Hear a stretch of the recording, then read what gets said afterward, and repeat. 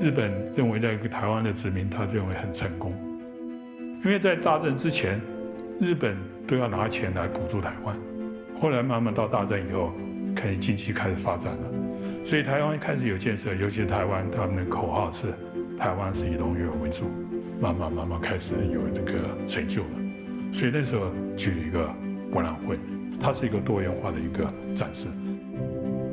1935年，日本开始庆祝现代化，始政40周年，始政就是开始统治台湾40周年，建了中山堂。那个博览会就分3个地区，一个就是城中区，那里介绍台湾怎么现代化；另外一个呢，就是在迪化街这里，庶民文化是怎样的。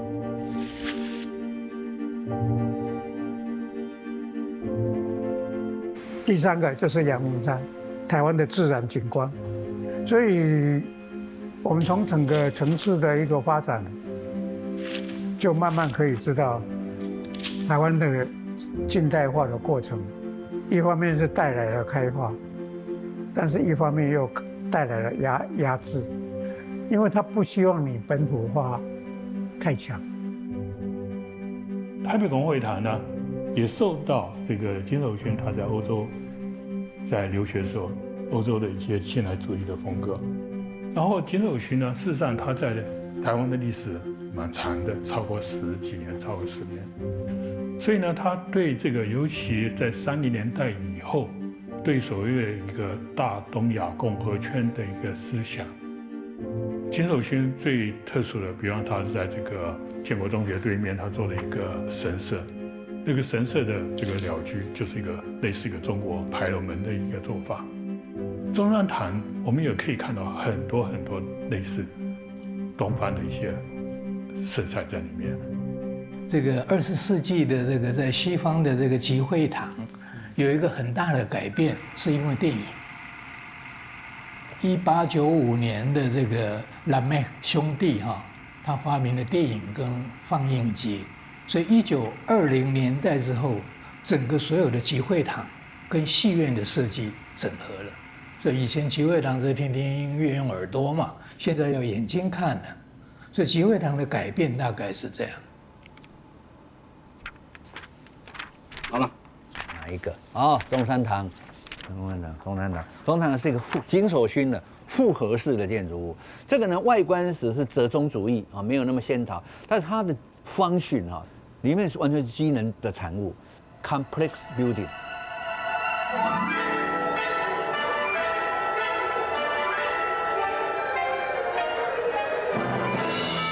有大会堂，有音乐厅，有餐厅，有 gallery。下面还是食堂，是给一般民众吃的，所以是送菜的。它罗比还2层呢，一个是人，一个是车。这第一进是车道，所以第1排柱子跟第2排柱子。第2道这里呢是专攻人行的道，从这边开始就保持5米跟5米的主距。好，这里是玄关的第1进的第3道，然后到最后是第4组，也就是我们第5道角柱。这个门后面开始就是表演厅，这里就前面可以从最外面到里面看到就是矩阵的 X 轴跟 Y 轴组合的这个矩阵，去做一个非常棒的抗震的门型拱。受到这个现代主义的影响，就是我外面不用做那么多装饰，我反而选一些漂亮的面砖，颜色好看的面砖，符合这个现代主义很简洁、几何形式的一个外观。这种拱的形状，它是受到回教建筑的影响，有很多这个装饰，所以这个是表现在主要的这个建筑上面，我们看到很多。公会堂它主要是做一个市民的活动，它不像总统府或者其他一些台湾宾馆，它是国安式的，你老百姓进不去的。那中山堂是老百姓要进来的地方，所以呢，它这个地方有很多是亲民的。我们讲在入口，在这个车技的部分，它有2个半圆形的洗脚的。因为以前都没有柏油路还是泥巴道路。所以你脚怎么办？要先洗干净才能进来。它是洗脚的，对，所以它上面有水龙头。那我们看它这个底下这一道跟它的入口的，就是那个车技那个部分，它是用 cast stone，这么高级啊？对，英国用的很多嘛。英国为什么用很多？英国不产石头嘛，英国没有好的石头嘛，所以他就用这种方式来做。它的 cast stone 每块在工厂生产好，固定的尺寸到现场才出货的，所以非常精巧。它这个不只是在玄关，包括窗台，包括很多室内各种地方。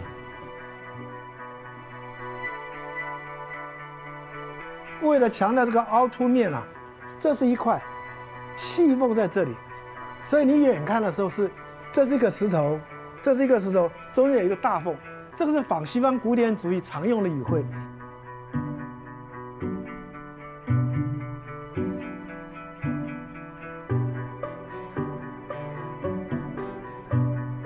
早期这个窗做完了，铁框这些做完了以后，再加上这个，就像我们在贴石材一样，把窗的那个给覆盖。水泥本身是一个流体，那透过模组让它凝固以后，形成各种的雕塑、各种的形式，之后形成一个单元的模组，再到现场来做组装构组。虽然它是一个模组，可是这些材料都是原来的小石头的材料，在这些材料里面要做到这么细腻，做到这么样的耗工的这种模组，现在已经没有。这有一点玻璃的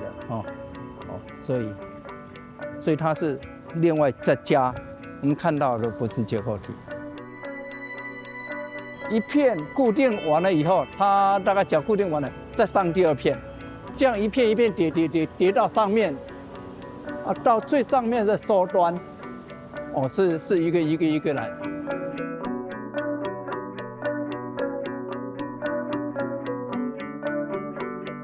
所以1930年代也是美国最流行的 Art Deco，所以它虽然不是 Art Deco 的形式，但它用了很多水平线条。那水平线条代表什么？流线型的概念。可是它又受了西班牙的影响，所以我们来看那个地方腰梁上那个瓷砖的那个垂直水泥拼花，那个装饰性的还在这上一层又不一样。那这些都受了回教建筑对那个瓷砖拼贴的影响。它的13钩，它是在当时是一个很好的一个材料。那它的颜色好几种，我想至少6种，对，不种6种，它各种调和起来。这也是它的这个房子的特色啊，对，它的面砖呢，对，你如果面砖随便弄那就完。对啊。这栋建筑有很多细部，有很多种瓷砖那这个都是建筑师设计。那个釉色是有一点咖啡的浅绿色，所以因此呢，我们就把它叫做防空色。对，它又不贴屋顶。对，就是应该没有啦。这种建筑来说，坐飞机上看到这个颜色是没有问题。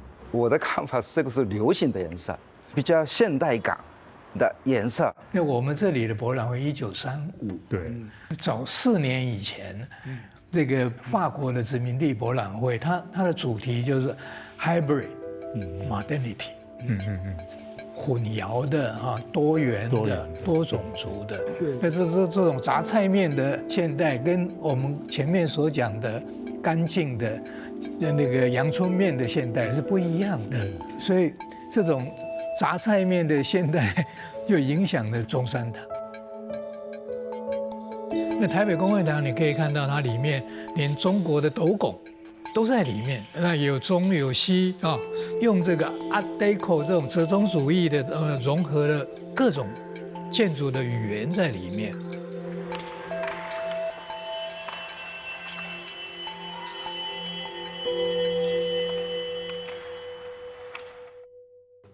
在昭和期，他们这个时代前面已经很多人累积了台湾的研究资料，所以对于台湾原住民的理解，透过另外一个学者叫做千千岩助太郎，已经获得不少东西。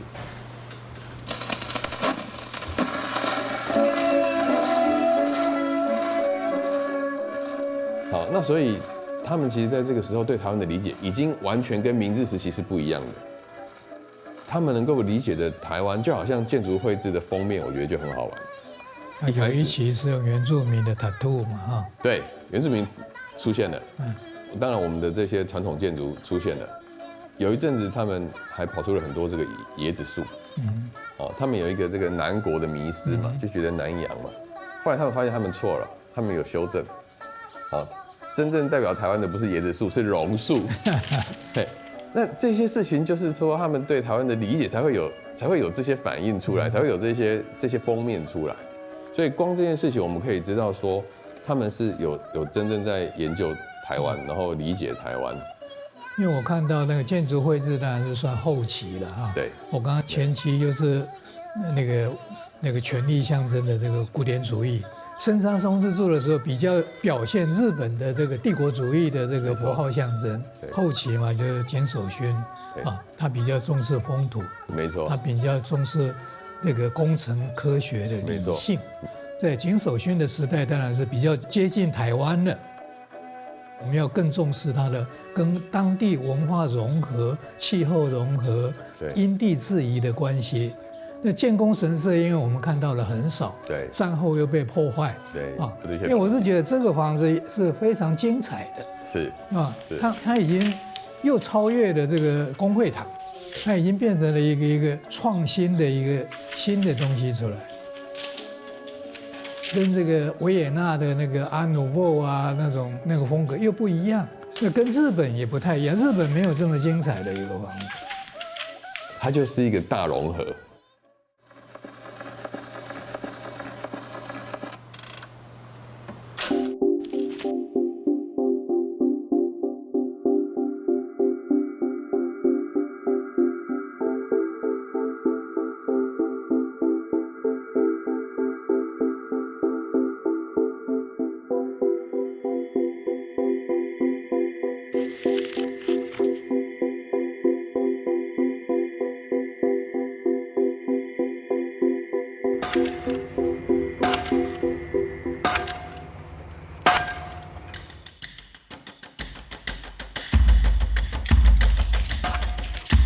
因为对传统的汉人来讲，传统的日本人来讲，什么是外国文明的象征？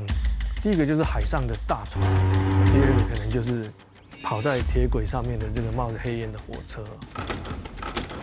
铁路的出现，它其实颠覆了一整套过去的这种陆路营运交通的这种习惯。营运铁路其实需要非常精准的时间控制，几点开车，几点到哪里。那在同一个时间，只能有一列车辆在行进，不然就会出事。那这个管制其实是非常先进的这个现代经营的概念，靠火车来改变我们一般人的这个生活的习惯，影响是非常大的。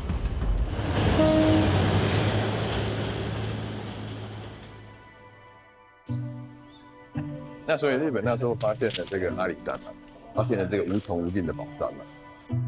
嘉义在20世纪初期的时候，因为配合着阿里山的林业铁道的串联的关系，成为山区的重要的木材的资源加工跟往外运输的一个集散的场域。他们就在评估说，那这个东西要怎么样把它的产业送出去？然后那时候有评估水路、陆路跟铁路。那最后他们参考了很多欧洲的做法，决定用铁道。那铁道整个这样弄起来最适合就嘉义，山跟平原的交换，然后到了平原以后再连接我们的纵贯铁，变成是各个城市的交换，所以它就变成是一个山跟平原海，还有这个地方跟南北城市的一个枢纽。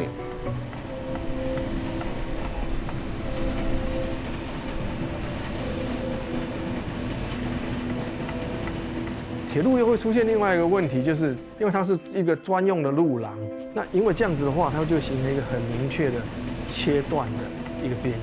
城市也会因为这条铁路的经过，造成了两块区域发展的不均衡。那在外的嘉义人对这块区域小时候的印象都是非常不好的，很肮脏，然后因为是仓管区嘛，所以像是一个工业废墟或工业遗址一样的存在了哈。那一栋是1936年的当时这个日治时代的时候盖的烟酒专卖局，那在2战的时候被炸掉了一半，就是一个风格刚好在混合交错的一个时代。你会看到，像它有受到现代主义的强调水平线条比较简洁，又有古典的这个语汇，然后又有这种表现主义，像那个 Mendelssohn 这个欧洲的这种弧角的表现主义的现代的风格，所以其实夹杂在一起，就当时就已经是一个混合性的风格的建筑。嘉义美术馆其实是3栋，曲线的那一栋就是旧的烟酒公卖局，这是日治时期，然后另外一区是国民党时期，它是长方形的。那我们所做的那个三角形空间是在 B 栋，所以它有一点举重若轻，它落下的那个东西必须要对旧的建筑影响很少。这整片屋顶其实延伸出去，它是 overhang 在梅泽舍次郎设计的这一栋老房子的上方。其实年轻日本建筑师当时在台湾才有机会实现他们的设计。这个雨披3.8米，一根柱子都没有，蛮厉害的。台南美术馆的一馆，那个林百货呀，新竹的专卖局也是，很多公卖局都是他设计的。就像台湾的蔗糖一样，它叫台湾的稻米，好的地方还可以3熟。你要用这个水稻，那你必须要灌溉很丰富啊。他开始建水库。花田也真的是很特别的一个人呢，刚好有个机会，他就到了台湾。然后我觉得那个时候台湾总督府都想做很多事情，就派他到美国去半年。那他就看到很多他们那边水库的建设的方法，但是他发现我们台湾有地震，然后我们每天都有这种暴雨，然后台风，这些是美国没有的。所以他在盖台湾龙山头水库的时候，他就发明了一个叫做半水城，还是用水泥盖一个芯，然后外面用粘土，最外面用卵石，大家都叫做红毛堤，就是荷兰人来台湾盖了很多堤防，地震它都没有坏。所以乌山头水库盖好以后，发生过那么多白河地震、大地震，它都没有问题。你看日本人，他们想得很远，水库、卫生，然后稻子改良，然后他把2个港口建好啊，一个基隆港，一个高雄港，到日本去了。1935年，因为台湾的整个交通的发展，还有包含运输已经到达产业，还有包含本身台湾的农工，它都是一个高峰了，所以它的车辆维修的规模必须要扩大。当时我们台湾的那个铁路的这个路网的系统接近4400辆左右。台北铁道工厂设计、生产、维修是台湾非常重要的火车医院啊，或者说火车的制造中心，包括它里面的这些锅炉啦、蒸汽锤了这些新的机械的设备呢，其实就是台湾的现代化的重工业的起点。它是等于是把台湾从近代化又带到现代化的一个 benchmark。工业革命之后，建筑技术的发展可以去做出大跨距的钢骨构造。最有名的是美国的辛辛那提联合车站，它是在钢筋混凝土的时代就做出了这样子的圆弧形。当时吕夫鸠夫他一定是有接收到来自那个车站的一个意向，他在非常近的年代几乎是同时间落成，把澡堂改成这样子的形状，并且设计出来。也就是说，盖这个房子，把人的身体洗干净跟把衣服洗干净是同等重要的。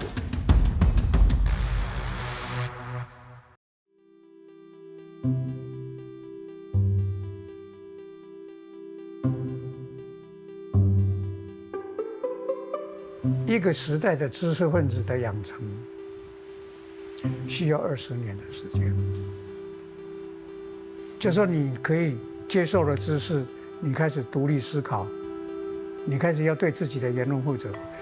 所以呢，我们从1895年日本那个然后他开始设立小学校。我自己的祖父，他出生的时候是清光绪15年了，1889。可是他6岁的时候，1895就突然就变成日本国了，所以他们那种冲击，还有受教育的方式，马上就迎接日本。蒋渭水他就是第一个世代的，赖和是第一个世代啊。然后1920年开那个医院，赖和也在彰化开他的医院。像我祖父来讲是念总督府医师学校，那就是台大医院的前身嘛。那个时候他们都才20岁左右，然后毕业后就开始行医。像我祖父跟伯公都是返家乡嘛，竹东，就盖了长春医院。提到宋祖平，他跟长春医院的这2位大小医师是堂兄弟的关系。那宋祖平是建筑训练的。民权东路的行天宫，跟那个木栅指南宫，都是这个家族的銮塔移出去的。然后这个家族你知道那个水池，你们大家会认为它是风水池，对不对？其实不是，它是港口。它的河道从南洋博物馆，那个水是一直绕到前面的德字口溪。那以前的船是从河口进来，这里就是他们停泊卸货的地方。这个屋主他们的原先也是新竹人，为什么他会找宋祖平？宋祖平是竹东人，他是竹东人，所以自然而然人亲土亲嘛，他就找那时候在总督府里面的祭司，因为宋祖平是在总督府里面当祭司，景守勋底下的人。对，宋祖平是总督府盖完之后，他刚好来设计这一栋，他所有的工法都跟总统府一样，他的那个窗户都是里面有钢缆的，有钢缆可以自由的定格的。那个时候的工法，然后他的会客那个壁炉，跟总统府里面的设计都一样。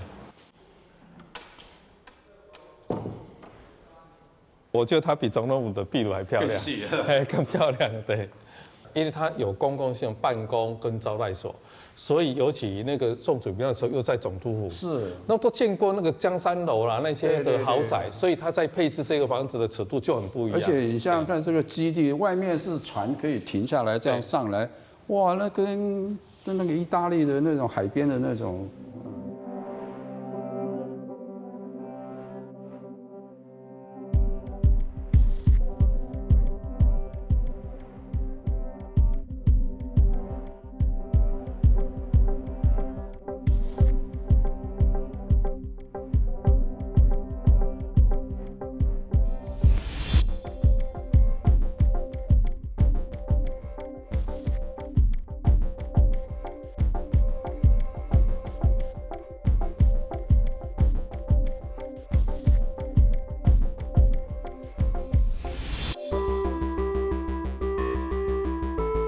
我觉得台湾或许这块土地上的一种，你不能讲宿命啊，或者是它的强项，就是这一种复合式的一个组合，然后在不同时期有不同的面貌呈现。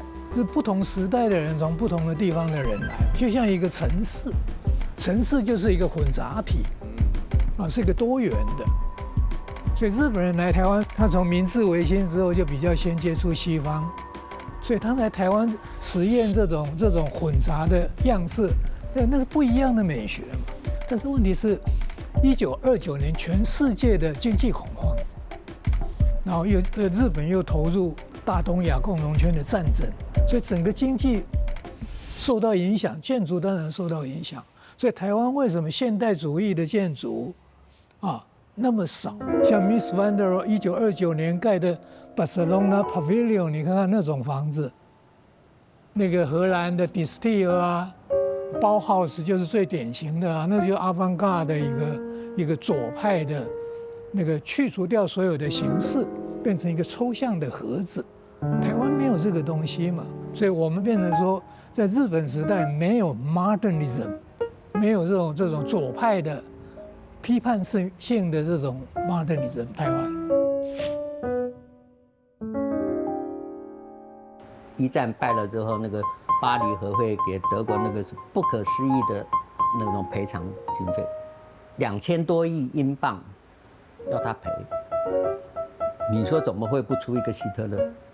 The ideas in this context were taken up, the modernist ideas, and were used in order to resolve such problems. There was the idea to renew not only the arts, but also to renew education of the arts, also renew society, and to connect the society to arts, architecture, and also design to make the society better with the arts. 为什么我觉得他根本是一个企业家？他创包号时完全不是你想的那回事，他是要创造一个 totally new 的东西，然后帮德国销到全世界，因为都是要赔钱，做新东西要卖。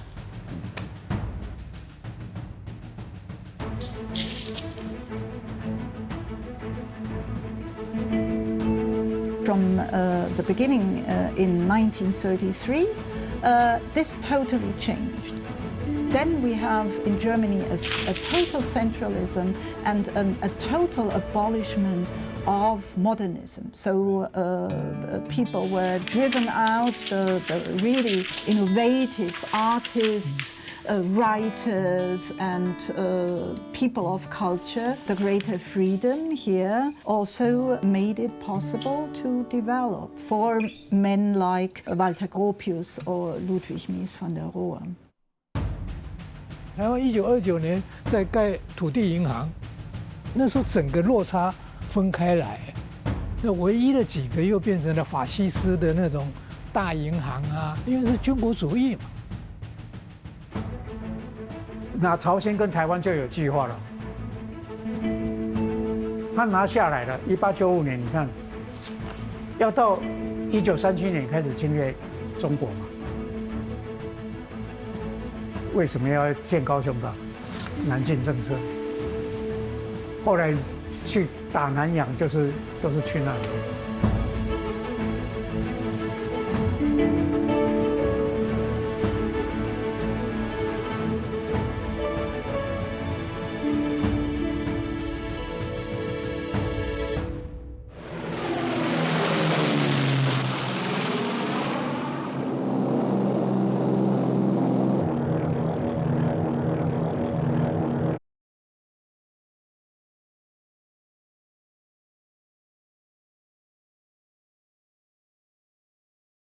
深世界の体制と帝国の現状とに鑑み、以上の措置をもって。